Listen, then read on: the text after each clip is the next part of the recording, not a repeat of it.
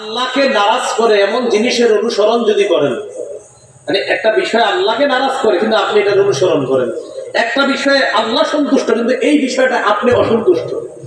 6 নম্বর, আল্লাহর সন্তোষজনক কোনো বিষয়কে আপনি অসন্তুষ্টি মনে করা, বাস আমলনামা বরবাদ। এটা 6। সূরা মুহাম্মদের 28 নম্বর আয়াত আল্লাহ বলেন, যালিকা বিআন্নাহুম ইত্তাবাউ মা আসখাতাল্লাহ ওয়া কারিহু রিদওয়ানাহু ফাআহবাতা আ'মালাহুম। এটা এই কারণে ইত্তাবাউ, তারা অনুসরণ করেছে, মা আসখাতাল্লাহ, ওই জিনিসের অনুসরণ করেছে যে আল্লাহকে নারাজ করে, ওয়া কারিহু রিদওয়ানাহু, তারা অপছন্দ করেছে রিদওয়ানা, রবের পছন্দকে। দেখেন, তারা অপছন্দ করেছে রিদওয়ানা, রবের পছন্দকে, রবের পছন্দকে তারা অপছন্দ করেছে। ফাআহবাতা আ'মালাহুম, আল্লাহ তাদের আমল নষ্ট করে দিয়েছে।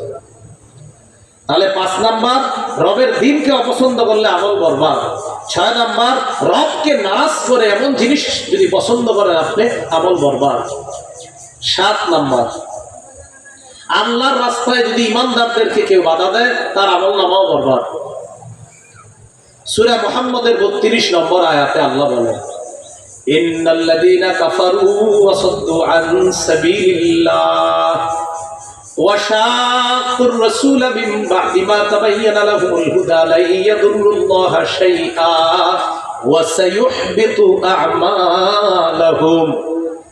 নিশ্চয়ই যারা কুফরি করেছে, যারা মানুষকে আল্লাহর রাস্তা থেকে বাধা দান করেছে, যারা হেদায়েত স্পষ্ট হওয়ার পরে রাসূলের বিরুদ্ধে আচরণ করেছে, তারা কিছুই ক্ষতি করতে পারবে না, আল্লাহর একটু ক্ষতি করতে পারবে না। ওয়াসায়ুহবিতু আমালাহুম, অবশ্যই অচিরেই আল্লাহ তাদের আমলনামা সব বরবাদ করে দেবে, আল্লাহ তাদের আমলনামা নষ্ট করে দিবে। এলো 7 নাম্বার, আল্লাহ রাস্তায় বাধা দিলে আমলনামা বরবাদ। 8 নাম্বার, আল্লাহ আর তার রাসূলের সাথে বেয়াদবি করলে আমল বরবাদ। বলেন তো একটু, আল্লাহ তার নবীর সাথে বেয়াদবি করলে আমলনামা বরবাদ। সূরা হুজুরাতের 2 নম্বর আয়াতে আল্লাহ বলেন, ইয়া আইয়ুহাল্লাযীনা আমানু লা তারফাউ আসওয়াতাকুম ফাওকা সাওতিন নবী ওয়া লা তাজহারু লাহু বিল কওলি কাজহরি বা'দিকুম লিবা'দিন আন তাহবাতা আ'মালুকুম ওয়া আনতুম লা তাশউরুন। হে ঈমানদারগণ, নবীর আওয়াজের উপর তোমাদের আওয়াজ উঁচু করবা না। তোমরা একজন আরেকজনের সাথে যেমন জোরে কথা বলো, নবীর সামনে এইভাবে জোরে কথা বলবা না। এতে কি হবে? আনতাহবাতু আ'মালুকুম ওয়া আনতুম লা তাশউরুন, না জানবা, তোমরা জানবাও না যে তোমাদের আমলনামা বরবাদ হয়ে যাবে, এটা তোমরা জানতেও পারবা না। বর্তমান যুগে বেয়াদবি কি? আল্লাহর ব্যাপারে উল্টা পাল্টা কথা বলা, নবীর শানে কোনো উল্টা পাল্টা কথা বলা, নবীর বিরুদ্ধে কোনো এমন ছবি ছাপায়া, কার্টুন বানায়া ব্যঙ্গ করা, এটা অবশ্যই নবীর শানে বেয়াদবি। কোনো মুসলমান যদি এটা সমর্থন করে, তারাও গুস্তাখে রাসূল হিসাবে বিবেচিত হবে। এগুলো মুসলমান সমর্থন করতে পারে না। তাহলে আল্লাহ আল্লাহ রাসূলের সাথে বেয়াদবি করলে আমলনামা বরবাদ। 9 নাম্বার, দান সদকা কইরা খোটা দিলে আমলনামা বরবাদ। গত বছর 2000 টাকা দিছি, ভুলে গেছো? আপনি দিতে পেরেছিলেন 2000 টাকা না, সেদিন দিলাম, এমনি ভুলে গেলি, আর আপনি দিতে পেরেছিলেন। একটা হলো সদকা, এটা করে খোটা দিলে বরবাদ। একটা যাকাত, যাকাত দিয়ে আপনি খোটা দিবেনই বা কিভাবে? যাকাত যারে দিচ্ছেন এটা আপনার না, যারে দিচ্ছেন এটা তার। মানে আপনি যাকাত দিলেন, কি রে তোরে না গত বছর 10,000 টাকা যাকাত দিলাম, না হেরে দেন নাই, হের জিনিসই হেরে দিচ্ছেন, এটা তো আপনার না। বুঝলেন? যাকাত যেই খাতে আপনি দিয়েছেন, এটা তো তারা পাওনা, আপনি তাদের পাওনা পরিশোধ করছেন, আপনি কিছু দেন নাই তো। যাকাত দিয়ে কয় 10,000 টাকা না দিলেন মানে তো হের টাকা হেরে দিছে। আর সদকা ধরে খোটা দেন। সূরা বাকারা 264 নম্বর আয়াতে আল্লাহ বলেন, ইয়া আইয়ুহাল্লাযীনা আমানু লা তুবতিলু সাদাকাতিকুম বিল মান্নি ওয়াল আযা। হে ঈমানদারগণ, লা তুবতিলু, তোমরা নষ্ট করো না, সাদাকাতিকুম, তোমাদের সদকা, বিল মান্নি, খোটা দিয়ে, ওয়াল আযা, কষ্ট দিয়ে। তোমরা তোমাদের সদকাগুলো খোটা দিয়ে, কষ্ট দিয়ে নষ্ট করে দিও না। দান করছো, সদকা করছো, বাস আমার রবকে খুশি করার জন্য করছো, তো এটা আবার খোটার কি আছে?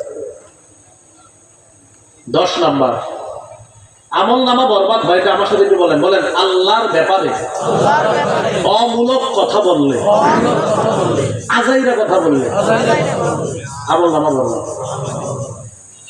যেমন আমি নির্দিষ্ট করে বললাম এই এলাকার আব্দুর রহিমকে আল্লাহ ক্ষমা করবে না, নাউজুবিল্লাহ, এটা বলে ফেললাম। তারে যে ক্ষমা করবে না এটা আমি কেমনে জানলাম? এই যে আল্লাহর ব্যাপারে অমূলক কথা, এটা আমি নির্দিষ্ট করে কাউকে বলা যে অমুককে ক্ষমা করবে না, এটা বলা যাবে না। হ্যাঁ, কোরআন হাদিস বলে বলা যাবে এইভাবে যে যারা এই অপরাধ করবে তাদেরকে আল্লাহ মাফ করবে না, যারা এই অপরাধ করে তাদেরকে ক্ষমা করে না, তওবা ছাড়া, তওবা করলে আল্লাহ ক্ষমা করে দেয়, এইভাবে ওয়াজ করা যাবে। এটা বলা যাবে না অমুককে আল্লাহ ক্ষমা করবে না, এরকম অমূলক কথা আল্লাহর ব্যাপারে বলা যাবে। বললে আমল বরবাদ। সহিহ মুসলিম 2621 নম্বর হাদিস, 2621, মাদ্রাসা পাঠ্যপুস্তক অনুসারে 3033টা হবে মোট হাদিস সংখ্যা। রাসূলের সাহাবী জুনদুব রাদিয়াল্লাহু তাআলা আনহু বলেন, আন্না রাসূলুল্লাহ সাল্লাল্লাহু আলাইহি সাল্লাম হাদাসা, রাসূলুল্লাহ সাল্লাল্লাহু আলাইহি সাল্লাম বর্ণনা করেছেন, আন্না রাজুলান ক্বালা ওয়াল্লাহি লা ইয়াগফিরুল্লাহু লিফুলান। এক ব্যক্তি শপথ করে বলে আল্লাহর কসম অমুককে আল্লাহ মাফ করবে না, নাউজুবিল্লাহ। এক ব্যক্তি শপথ করে বলল আল্লাহর কসম আল্লাহ অমুককে ক্ষমা করবে না। ওয়া ইন্নাল্লাহা ক্বাল, অথচ আল্লাহ বলেন মান যাল্লাযী ইয়াতাআল্লা আলাইয়া আল্লা আগফিরা লিফুলান। সেই সাহস পাইল কই? আল্লাহ বলে সে এই সাহস পাইল কই আমার ব্যাপারে এই কথা বলা যে আমি আমার অমুক বান্দাকে ক্ষমা করব না, এই কথা বলার সাহস তো রেখে দিছে। মান যাল্লাযী ইয়াতাআল্লা আলাইয়া আল্লা আগফিরা লিফুলান, তার এই সাহস কিভাবে হলো আমার ব্যাপারে এই শপথ করার যে আমি অমুককে ক্ষমা করব না। ইন্নী কদ গফারতু লাহু, সে যে বলছে আমি অমুককে ক্ষমা করব না, আমি আল্লাহ তাকে ক্ষমা করে দিলাম, আমি আল্লাহ তাকে ক্ষমা করে দিলাম। আর তুমি যে আমার ব্যাপারে আন্দাজি কথাটা বললা, আহবাতু আমালাকা, তোমার আমল নষ্ট করে দিলাম। আল্লাহর ব্যাপারে অমূলক কথা বলছে যে অমুককে ক্ষমা করবে না, আল্লাহ কয় এই সাহস সে কিভাবে পেল যে আমি অমুককে ক্ষমা করবো না এই কথা বলার? যাও, আমি অমুককে ক্ষমা করে দিলাম আর তুমি আমার ব্যাপারে এটা বলছো না, তোমার আমল নষ্ট করে দিলাম। তাহলে আল্লাহর ব্যাপারে অমূলক কথা না বলা, আল্লাহর ব্যাপারে তো আশাবাদী থাকা, রহমতের সব সময় আশা করা। 11 নাম্বার গোপন পাপ করা। বলেন কি পাপ? গোপন পাপ করে তওবা না করা। খালি গোপন পাপ করে কিন্তু তওবা করে না। বিসমিল্লাহ, আল্লাহুম্মা লাকাল হামদু ওয়া লাকাশ শুকর। গোপন পাপ করে তওবা না করা। ইবনে মাজাহ হাদিসের কিতাব 4245 নম্বর হাদিস। এই হাদিসের মধ্যে আসছে রাসূলুল্লাহ সাল্লাল্লাহু আলাইহি সাল্লাম বলেন, লা আ'লামান্না আকওয়ামা, নবীজি সাল্লাল্লাহু আলাইহি সাল্লাম বলেন, লা আ'লামান্না আকওয়ামান মিন উম্মতি, আমি আমার উম্মতের এমন এক দল মানুষকে আমি চিনি, ইয়াতুনা ইয়াউমাল কিয়ামাতি বিহাসানাতিন আমসালি জিবালি তিহামাতা বাইদা, যারা কিয়ামতের ময়দানে তিহামার সাদা পাহাড়ের মতো, বিশাল পাহাড়ের মতো স্তূপ, এই স্তূপ আমলের স্তূপ নিয়ে কিয়ামতের ময়দানে উপস্থিত হবে।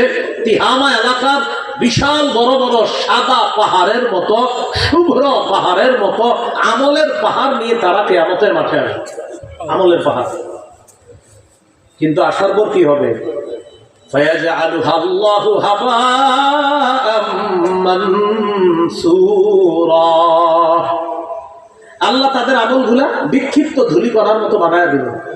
পাহাড়ের মতো আমল একদম বিক্ষিপ্ত, দেখা যাবে না, একদম দেখাই যাবে না কিয়ামতের মাঠে। শীতকালে টিনের ঘরে ছিদ্র দিয়ে একটা রৌদ্র আসে না ঘরে, কি দেখা যায়? ঘুরি ঘুরি। আসলে কি শুধু রৌদ্রে না পুরা ঘরে? পুরা ঘরে কিন্তু ওই ঘুরি ঘুরি আছে, কিন্তু আমরা খালি দেখি ওই চিকুর রৌদ্রের ভিতরে। তো এই যে একটা দৃষ্টান্ত, এগুলো এখন কিন্তু আমাদের এখানেও আছে, এইখানেও আছে, আমরা দেখতেছি না। কিয়ামতের ময়দানে পাহাড়ের মতো আমল নামা এইভাবে ঘুরা ঘুরা করে দিবে আল্লাহ, দেখা যাবে না। সাহাবীরা বললেন, হুজুর কেন, এরা কারা? আমাদেরকে একটু তাদের ব্যাপারে বলেন। আল্লাহ নাকুনা মিনহুম, আমরা যেন তাদের অন্তর্ভুক্ত না হই। সিফহুম লানা ওয়া জাল্লিহিম লানা, তাদের গুণ আমাদেরকে একটু বলেন, আমরা যেন তাদের দলভুক্ত হয়ে না যাই। নবীজি বললেন, ইন্নাহুম মিন ইখওয়ানিকুম বা ইখওয়ানুকুম, তারা তোমাদের ভাই। অমিন জিলদাতিকুম, তোমাদের সমগোত্রীয়, তোমাদের মতো দেখতে মানুষ তারা। ইয়াখুযুনা বিল্লাইলি কামা তাখুযুনা, তোমরা যেমন রাতে ইবাদত করো তারাও রাতে ইবাদত করবে, তোমরা যেমন রাতে ইবাদত করো তারাও রাতে ইবাদত করবে। মানে এমনি তো ফরজ নফল বড়ই, আবার রাতেও তাহাজ্জুদ করো তারাও করবে এমন। তবে হাত্তা ইযা খালাউ বিমাহারিমিল্লাহ ইনতাহাকুহা, এরা যখন গোপনে আড়াল হয়, দরজাটা যখন বন্ধ করে ঘরের, মা বাবা সবাই এর মনে করে বিশ্বাস, ভিতরে ঢুকে আসে এমন গোপন পাপে জড়িয়ে পড়ে, আর এই পাপ শুধু তার বাড়তেই থাকে, তওবা করে না। কিয়ামতের ময়দানে এই পাপীরা দেখবে তাদের পাহাড় পরিমাণ কত ভালো আমল ওই গোপন পাপের কারণে আল্লাহ নষ্ট করে দিচ্ছে। তো 11 নম্বর কারণ গোপন পাপ করা। আমল নষ্ট হওয়ার 11টা কারণ বললাম। 1 নাম্বার আল্লাহর আয়াতকে অস্বীকার করা, 2 নাম্বার পরকাল অস্বীকার করা, 3 নাম্বার প্রদর্শনের উদ্দেশ্যে আমল করা, 4 নাম্বার শিরিক করা, 5 নাম্বার আল্লাহর দ্বীনকে অপছন্দ করা, 6 নাম্বার আল্লাহকে যা নারাজ করে দেয় এমন জিনিসের অনুসরণ করা, 7 নাম্বার আল্লাহর রাস্তায় বাধা দেওয়া, 8 নাম্বার আল্লাহ আর তার নবীর শানে বেয়াদবি করা, 9 নাম্বার দান করে খোটা দেওয়া, 10 নাম্বার আল্লাহর ব্যাপারে অমূলক কথা বলা, 11 নাম্বার গোপনে বড় বড় পাপে জড়িয়ে পড়া আর তওবা না করা। এই জাতীয় কাজ করলে আমল নামা বরবাদ। রমজান পরবর্তী 9টি কথা আমরা জানবো। দ্বিতীয় কথা জানলাম আমলগুলো নষ্ট করবো না। বলেন তো আমল নষ্ট হয় অনেক কারণে, আজকে আমরা কয়টা কারণ জানলাম? তাহলে রমজান পরবর্তী কাজ কয়টা? 9টা। আরে রমজান পরবর্তী কাজ কয়টা? 9টা। 1 নাম্বার কি ছিল? গুনাহ রাখা। 2 নাম্বার আমল নষ্ট না।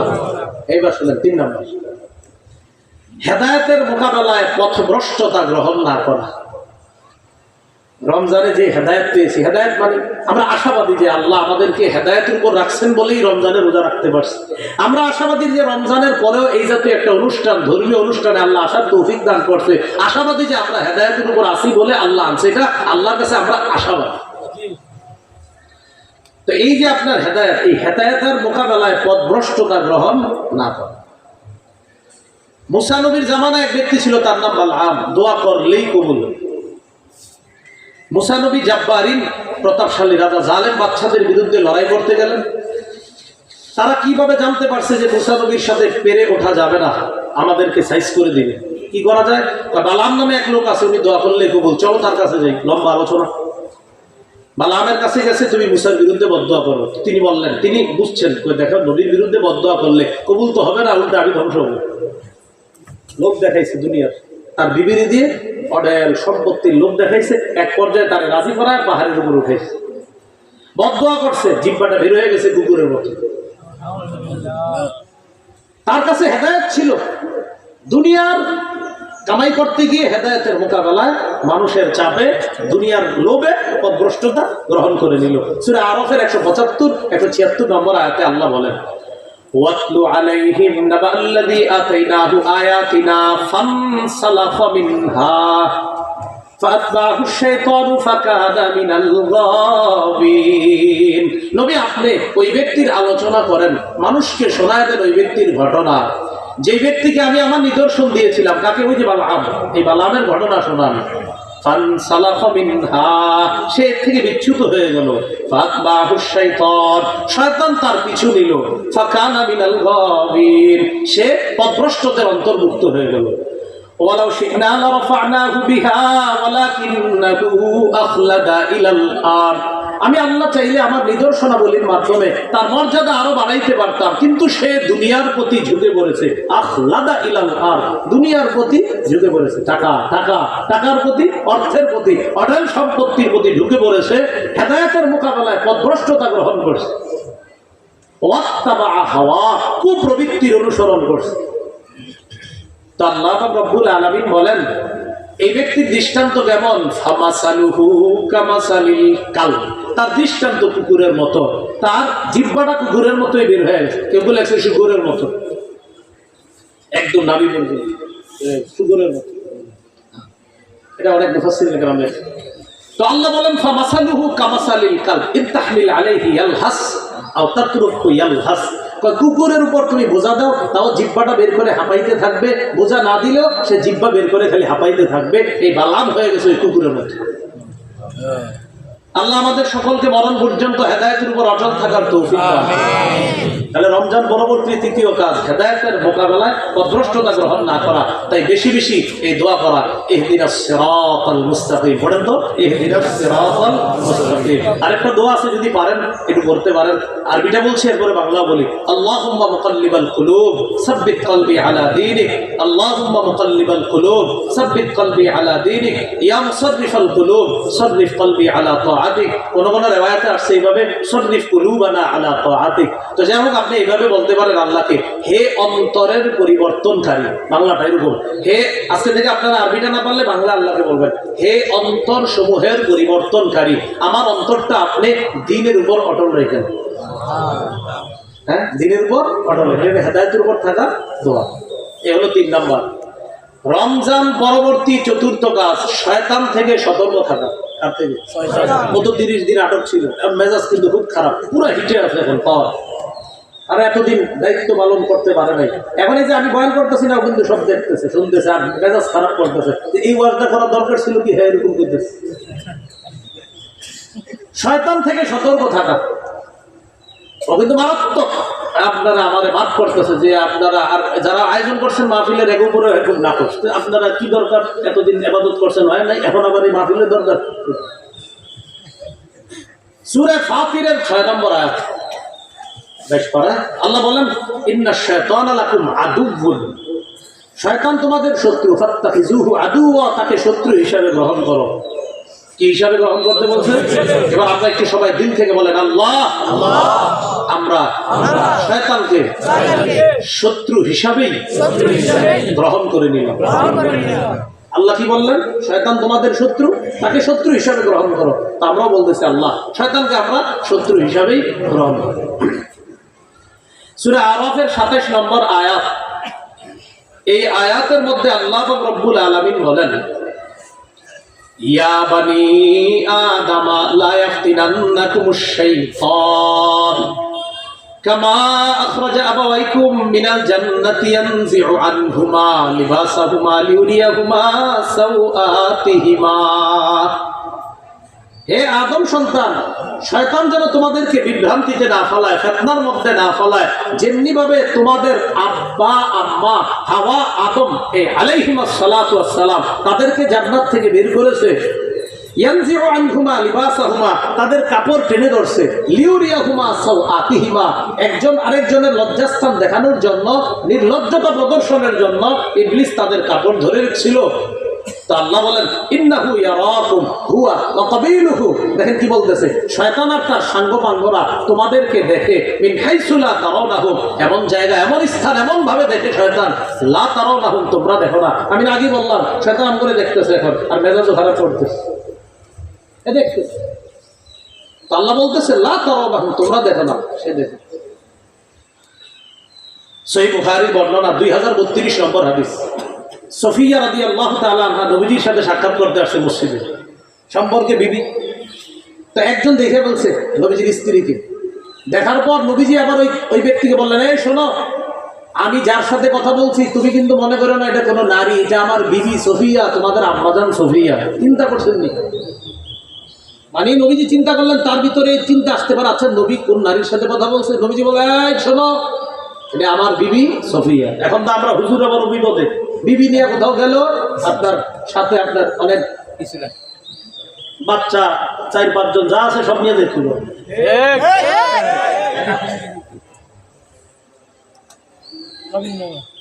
রাসূলুল্লাহ সাল্লাল্লাহু আলাইহি সাল্লাম বললেন যে, শোনো, আমি যার সাথে কথা বললাম এটা আমার বিবি সফিয়া, আমাদের আম্মাজান সফিয়া, সাবধান, তোমার ভিতরে যেন ঝামেলা না হয়।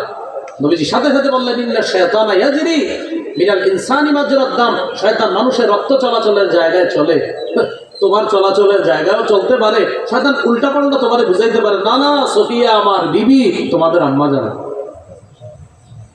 সাহাবায়ে কেরাম প্রশ্ন করছে, হুজুর আপনার রক্ত চলাচলের জায়গায় ইবলিস চলে? নবীজি কয়, হ্যাঁ চলতে পারে। ওয়ালাকিন্নাল্লাহ আ'আনানি ফাসলাম, আল্লাহ শয়তানের মোকাবেলায় আমাকে সাহায্য করে, তাই আমি নবী নিরাপদ থাকি। তাহলে প্রিয় ভাইরা, আমাদের 4 নম্বর কাজ, 4 নম্বর না, 4 নম্বর, শয়তান থেকে সতর্ক থাকা। রমজান পরবর্তী 5 নাম্বার কাজ, রমজানে দেখেন যারা রমজান ছাড়া নামাজ পড়তো না, রমজানে কিন্তু একটু হলেও নামাজ পড়ছে, আর যারা নামাজ পড়তো তারা রমজানে একটু বেশি নামাজ পড়ছে। রমজানের পরবর্তী 5 নাম্বার কাজ, নামাজের যে একটা অভ্যাস ছিল আমাদের, দেখেন ফজর নামাজে মসজিদে মুসল্লি কম হইতো না, অনেক বেশি হইতো, এই অভ্যাসটা যেন আমরা সারা জীবন ধরে রাখতে পারি, এটা 5 নাম্বার কাজ। সূরা বাকারা 238 নম্বর আয়াতে আল্লাহ বলেন, হাফিজু আলাস সালাওয়াত ওয়াস সালাতিল উসতা, তোমরা 5 ওয়াক্ত নামাজের ব্যাপারে যত্নবান হও, বিশেষ করে আসরের নামাজ। আসরের সময় যুবকরা যায় খেলতে, মুরব্বীরা যায় বাজারে, তাই নামাজটা সূর্য হলুদ হওয়া পর্যন্ত অপেক্ষা করে, কোনো মতে 4টা ঠোকর দেয়। নবীজি বলেন, তিলকা সালাতুল মুনাফিকিন, তিলকা সালাতুল মুনাফিকিন, তিলকা সালাতুল মুনাফিকিন। যুবকরা খেলার কারণে আসর দেরি করে, বৃদ্ধ অনেকে আপনার বা বয়স্ক অনেকে বাজারের কারণে আসর একদম সূর্য হলুদ বানায় করে, মা বোনরা রান্নার অজুহাতে সূর্য হলুদ বানায় আসরের নামাজ পড়ে। নবী বলেন, এটা মুনাফিকের নামাজ, এটা মুনাফিকের নামাজ, এটা মুনাফিকের নামাজ। কমা ফানাকাবা আরবাআ, কোনো মতে নামাজে দাঁড়ায় অবরোধের মতো 4টা ঠোকর দেয়, এটা মুনাফিকের নামাজ। আবু দাউদ 413 নম্বর হাদিস, এটা মুনাফিকের নামাজ। রমজান পরবর্তী 5 নাম্বার কাজ, নামাজের এই অভ্যাসটা ধরে রাখা। তো এই মসজিদের ইমাম সাহেব যিনি আছে বা আশেপাশের ওলামায়ে কেরাম, আপনারা এই বিষয়টা মেহনত করা, যে অভ্যাসটা আমাদের যুবক ভাই যারা, আমাদের সাধারণ মানুষগুলা যারা, তাদের মাঝে এই অভ্যাসটা যেন ধরে রাখা যায়, এই ব্যাপারে খুব নসিহত করা, উপদেশ দেওয়া, তাদেরকে উৎসাহিত করা। 6 নাম্বার, রমজানে বলেন তো কোরআন মানুষ বেশি পড়ছে না কম পড়ছে? অথচ পুরো বছর পড়ে না, কিন্তু রমজানে আপনার একটু হইলেও কোরআন পড়ে আসে, হুজুরের কাছে দোয়া চায়, হুজুর আমি 3 খতম পড়ছি, 2 খতম পড়ছি, 1 খতম পড়ছি, একটু দোয়া করেন। অথচ উচিত ছিল সারা বছর কোরআন তেলাওয়াত করা, কিন্তু সেটা আমরা করতেছি। আমাদের মুফতি ফজলুল হক আমিনী রহমতুল্লাহ আলাইহি এই বয়সও, আপনার ইন্তেকালের আগেও এই বয়সও 7 দিনে 1 খতম কোরআন পড়তেন। উনি কতটা ব্যস্ত মানুষ ছিলেন, এটা আপনাদের শেখুল হাদিস হযরত মাওলানা মুফতি দেলোয়ার সাহেবের কাছ থেকে একটু জেনে নেন, যে উনি কত ব্যস্ত আলেম ছিলেন মুফতি আমিনী সাহেব। এটা আপনাদের এলাকার আলেমদের কাছ থেকে একটু পার্সোনাল জেনে নেবেন। রাজনীতির ময়দান, ক্লাস, আবার রাজনীতির ময়দান, আবার ক্লাস, আবার সংসদ, এই ব্যস্ততার মাঝেও 7 দিনে 1 খতম কোরআন। সুবহানাল্লাহ। মাওয়াইজ মুজাহিদিন মিল্লাত 1 নম্বর খন্ডে আসছে, জেলখানায় 4.5 মাস ছিল, প্রতিদিন 1 খতম কোরআন। সুবহানাল্লাহ। তো হুজুর তো অনেক আগের নাই যুগের, আমরা তো একটু করি না, একটু নিয়ত করেন, ইনশাআল্লাহ প্রতিদিন একটু হইল কোরআন দেখে দেখছেন ভাই, অভ্যাস করা যায় তো ইনশাআল্লাহ। কোরআন পরিত্যাগ না করা। 6 নাম্বার, কিয়ামতের ময়দানে রাসূল কিন্তু বলবে, আকাল রাসূল ইয়া রাব্বি ইন্না কওমি ইত্তাখাযু হাযাল কুরআনা মাহজুরা। রাসূল বলবে, আমার রব, আমার সম্প্রদায় কোরআনকে পরিত্যাগ করেছে। ফুরকান 30 নম্বর আয়াত, এটা যেন আমাদের বিরুদ্ধে না বলে। 7 নাম্বার কাজ, রমজান পরবর্তী কাসরাতুজ যিকরি, বেশি বেশি জিকির করা, বেশি বেশি জিকির করা, এটা অভ্যাসটা আমরা করবো ইনশাআল্লাহ। 8 নাম্বার কাজ, রমজান পরবর্তী সুহবাতুস সাদিকিন, সত্যবাদীদের সংস্রব অবলম্বন করা, আল্লাহওয়ালাদের সংস্রব অবলম্বন করা। আল্লাহওয়ালাদের ইসলামী মজলিসে যাবেন, সপ্তাহে 1 দিন অন্তত কোথাও না যাবেন। এই যে আমাদের মুফতি দেলোয়ার সাহেব আছে, শেখুল হাদিস নুরুল হক সাহেব আছে, ওনাদের যে মজলিসগুলো হয় এগুলোতে বেশি বেশি যাবেন। কি লাভ? যারা যাবেন তারাই লাভ বুঝবেন। আল্লাহওয়ালাদের মজলিসের লাভ এটা বলে বোঝানো যায় না, না গেলে সেখানে যাবেন, গিয়ে দেখবেন সুর সার কিচ্ছু নাই, যা বলতেছে সব দিলে ঢুকতেছে। আল্লাহওয়ালাদের মজলিসে যাবেন। 8 নাম্বার। 9 নাম্বার, সর্বশেষ, শাওয়ালের 6টা রোজা রাখা। শাওয়ালের 6টা রোজা রাখা। সহিহ মুসলিমের বর্ণনা, মান সামা রমাদান সুম্মা আতবাহু সিত্তাম মিন শাওয়াল, যে ব্যক্তি রমজানের রোজা রাখলো, এরপরে শাওয়ালের 6টা রোজা রাখলো, কানা কাসিয়ামিদ দাহরি কুল্লি, পুরা বছর রোজা রাখার সওয়াব। এক্ষেত্রে মা বোনরা যদি শাওয়ালের 6টা রোজা রাখে, তারা আলাদা রাখবে 6টা, আর ওই যে রমজানে যে আপনার আল্লাহ প্রদত্ত অসুস্থতার কারণে যে কয়েকটা রোজা ভাঙছে, ওই ভাঙা রোজা আলাদা রাখতে হবে, শাওয়ালের 6 রোজা আলাদা রাখতে হবে, বাকি রোজা আলাদা, আর শাওয়ালের 6 রোজা আলাদা রাখতে হবে। আল্লাহ আমাদের সকলকে রমজান পরবর্তী যে 9টি আমলের কথা বলা হলো করণীয়, 1 নাম্বার মনে আসেনি, গুনাহ না করা। 2 নাম্বার, আমল নষ্ট না করা। 3 নাম্বার, হেদায়েতের মোকাবেলায় পথভ্রষ্টতা গ্রহণ না করা। 4 নাম্বার, শয়তানকে শত্রু হিসেবে গ্রহণ করা, ওর থেকে সতর্ক থাকা। 5 নাম্বার, 5 ওয়াক্ত নামাজের অভ্যাস ধরে রাখা। 6 নাম্বার, কোরআন পরিত্যাগ না করা। 7 নাম্বার, বেশি জিকির করা। 8 নাম্বার, বুজুর্গদের সোহবতে যাওয়া। 9 নাম্বার, শাওয়ালের 6টা রোজা রাখা। আল্লাহ আমাদের সকলকে যে কথাগুলো বললাম শুনলাম আমল করার তৌফিক দান। এটা ঘোষণা দেওয়ার জন্য বলা হয়েছে। ঘটনাটা হলো আমার সংকলন করা মিম্বরের আমানত, ওই গাড়ি তারা নিয়ে আসছে, যাদের লাগবে 2 মিনিটের মধ্যে সংগ্রহ করতে পারবে।